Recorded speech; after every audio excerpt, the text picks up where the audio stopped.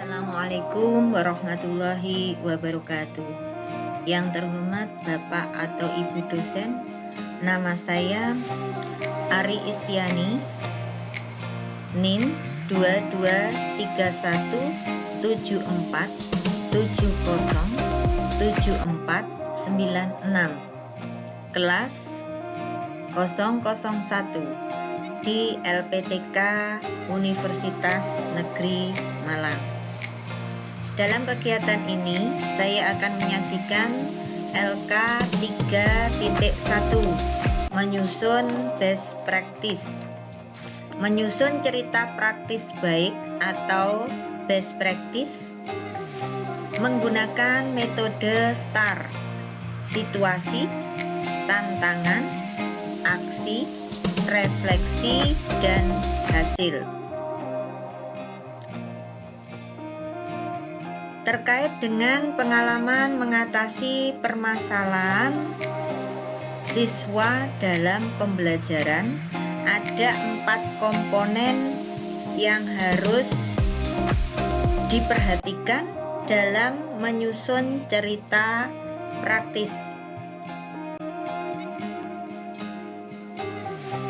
Yang pertama, situasi. Kondisi yang menjadi latar belakang masalah, mengapa praktek ini penting untuk dilakukan, apa yang menjadi peran dan tanggung jawab kita dalam praktek pembelajaran. Kemudian yang kedua, tantangan.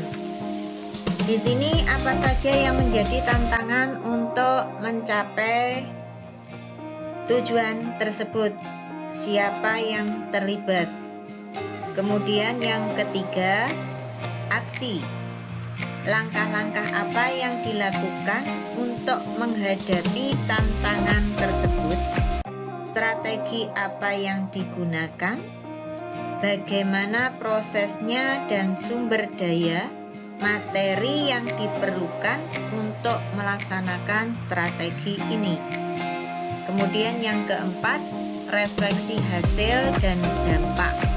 Bagaimana dan dampak dari aksi ini dan langkah-langkah apa yang dilakukan?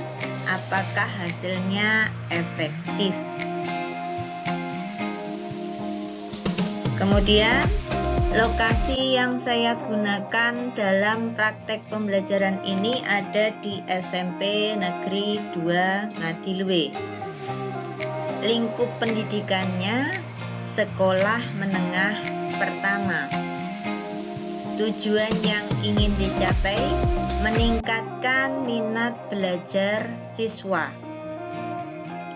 Kemudian tanggal untuk praktek pembelajaran saya lakukan pada tanggal 26 Agustus tahun 2022. Kemudian terkait dengan metode STAR, yang pertama tadi yaitu situasi, yaitu latar belakang masalah dari praktek pembelajaran ini adalah siswa tidak semangat untuk mengikuti pembelajaran. Yang kedua, ketika pembelajaran siswa mengobrol sendiri. Yang ketiga, siswa hanya menerima yang dijelaskan oleh gurunya. Yang keempat, siswa menerima hasil nilai apa adanya dan tidak berusaha lagi untuk menjadi lebih baik.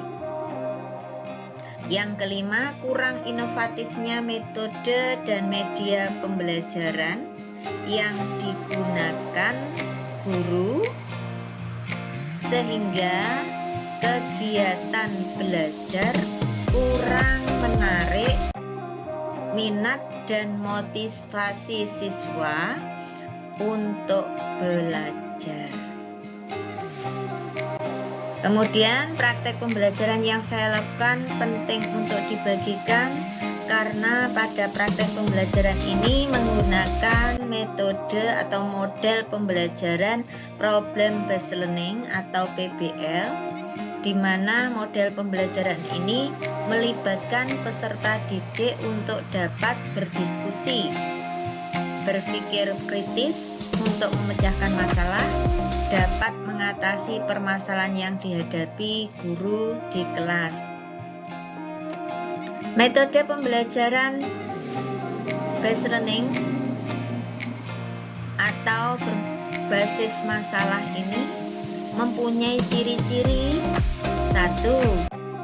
Pengajuan masalah atau pertanyaan. Yang kedua, keterkaitan dengan berbagai disiplin ilmu. Yang ketiga, penyelidikan yang autentik. Keempat, menghasilkan karya. Yang kelima, kolaborasi. Sedangkan langkah-langkah praktek problem based learning: 1. Orientasi siswa pada masalah. 2. Mengorganisasi siswa untuk belajar. Yang ketiga, membimbing penyelidikan individual dan kelompok. Yang keempat, mengembangkan dan menyajikan hasil karya. Yang kelima, menganalisis dan mengevaluasi proses pemecahan masalah. Adapun kelebihan dari model problem based learning ini setelah digunakan untuk pembelajaran, ada beberapa keunggulan dari model problem based learning, yaitu 1. Siswa lebih memahami konsep yang diajarkan sebab mereka sendiri yang menemukan konsep tersebut. Yang kedua, melibatkan secara aktif, memecahkan masalah dan menuntut keterampilan berpikir siswa yang lebih tinggi. Yang ketiga, pengetahuan tertanam berdasarkan skema yang dimiliki oleh siswa sehingga pembelajaran lebih bermakna. Yang keempat, siswa dapat merasakan manfaat dari pembelajaran sebab masalah-masalah yang diselesaikan langsung dikaitkan dengan kehidupan nyata. Hal ini dapat meningkatkan motivasi dan ketertarikan siswa terhadap bahan yang dipelajari. Yang kelima, menjadikan siswa lebih mandiri dan dewasa, mampu memberi aspirasi dan menerima pendapat dari orang lain, menanamkan sikap sosial yang positif di antara siswa. Yang keenam, pengkondisian siswa dalam belajar kelompok yang saling berinteraksi terhadap pembelajar dan temannya, sehingga pencapaian ketuntasan siswa dapat diharapkan. Selain itu, problem based learning atau PBL diyakini pula dapat menumbuh kembangkan kemampuan kreativitas siswa baik secara individual maupun secara berkelompok. Nah, dari kelebihan dari PBL itu tentunya ada kekurangan dari model problem based learning atau PBL ini, yaitu diantaranya persiapan pembelajaran atau alat, problem dan konsep yang kompleks, sulitnya mencari permasalahan yang relevan, sering terjadi miskonsepsi dan memerlukan waktu yang cukup panjang.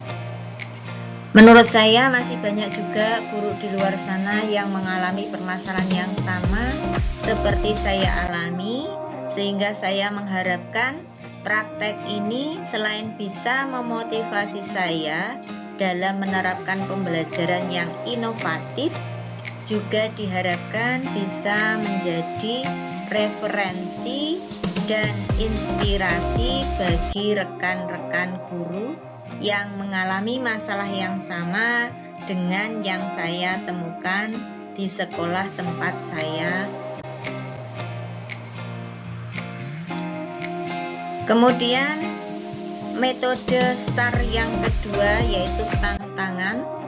Latar belakang masalah dari praktek pembelajaran ini adalah setelah dilakukan analisis terhadap hasil kajian literatur dan hasil wawancara serta dikonfirmasi melalui observasi atau pengamatan, dapat diketahui bahwa penyebab masalah siswa kurang minat belajar dan menjadi tantangan yang harus diselesaikan adalah 1. Penggunaan model pembelajaran beserta bahan ajar yang sangat minim. Yang kedua, materi yang diajarkan belum divisualisasikan dalam bentuk yang lebih nyata atau konkret, sehingga siswa hanya membayangkan saja. Kemudian yang ketiga, kurangnya perhatian dari orang tua, guru, dan juga lingkungan sekitar siswa. Yang keempat, aspek psikologis, misalnya kurangnya percaya diri yang timbul dari dalam diri siswa. Yang kelima, kurangnya pemanfaatan TPACK dalam pembelajaran. Yang keenam, ruang kelas tidak nyaman ketika digunakan untuk pembelajaran. Kemudian metode STAR yang ketiga adalah aksi. Dari tantangan tersebut harus diselesaikan dengan baik oleh guru yang profesional yang berkaitan dengan 1. Model pembelajaran. Guru harus sudah hafal dengan sintak dari model pembelajaran yang akan dipilihnya. Kemudian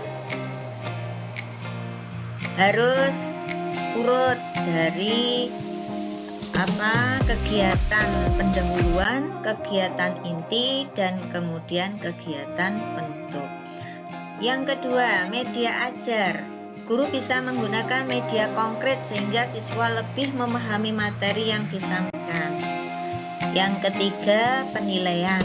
Seorang guru juga dituntut untuk memberikan penilaian secara keseluruhan yang menyangkut ranah afektif, kognitif, dan psikomotorik. Kemudian yang keempat, kurangnya perhatian orang tua, guru, dan lingkungan sekitar siswa. Orang tua itu diajak komunikasi dengan pihak sekolah supaya ada perhatian terhadap putra-putrinya. Kemudian yang kelima, kurangnya percaya diri siswa. Guru harus bisa menumbuhkan sikap percaya diri kepada siswa dengan beberapa cara, misalnya saja dalam kelompok itu harus kita membagi sama rata, yang pinter, yang kurang pinter, atau yang dicampur. Ya. Kemudian yang keenam, kondisi ruangan. Guru bisa mendesain ruangan dengan baik, mulai dari kebersihan, kerapian, dan keindahan, sehingga siswa memiliki motivasi belajar yang baik serta pembelajaran yang nyaman, menyenangkan. Untuk metode STAR yang terakhir yaitu refleksi hasil dan dampak. Dampak dari penerapan media berbasis TPACK yang berbasis media pembelajaran yang inovatif serta dipadukan dengan model pembelajaran problem based learning atau PBL, membuat siswa lebih bersemangat dan tidak cepat bosan dalam pembelajaran, karena pada saat pembelajaran siswa dibagi menjadi beberapa kelompok. Tiap kelompok berdiskusi untuk mengerjakan suatu permasalahan. Setelah selesai, setiap kelompok melakukan presentasi. Kelompok yang lain menanggapi atau memberi pertanyaan dan masukan kepada kelompok yang presentasi. Dengan menggunakan model problem based learning atau PBL, siswa lebih termotivasi daripada dengan model pembelajaran konvensional yang terlihat dari indikator keaktifan siswa dalam mengikuti pembelajaran. Demikian tugas dari LK 3.1, semoga dapat bermanfaat khususnya bagi saya dan umumnya bagi kita semua. Saya akhiri, wassalamualaikum warahmatullahi wabarakatuh.